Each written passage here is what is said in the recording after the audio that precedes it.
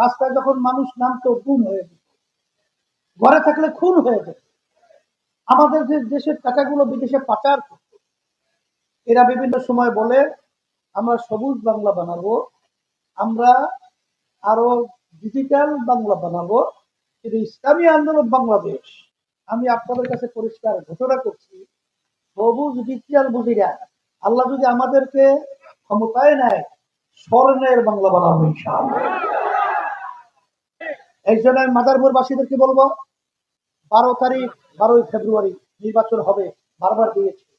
আমরা যদি ইসলামী নীতি আদর্শের সাথে জড়ায় থাকতে পারি, আমি আপনাদেরকে পরিষ্কার ভাবে বলছি, দুনিয়াতে শান্তি পাবো, আখেরাতে মুক্তি পাবো।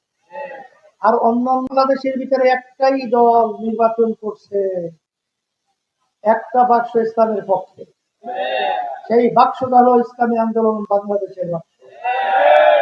তার 54 বছর পর্যন্ত আমরা বারবার ভোট দিয়েছি, কিন্তু আমাদের মায়ের কোন সন্তান হারা হয়েছে। চাঁদাবাজির কারণে ব্যবসা করতে পারে না, টাকা বিদেশে পাচার হয়। আর এদেরকে আমরা ক্ষমতায় দেখতে চাই না, ইসলামকে ক্ষমতায় নেব, সারা দেশ বাংলাদেশ তৈরি করব।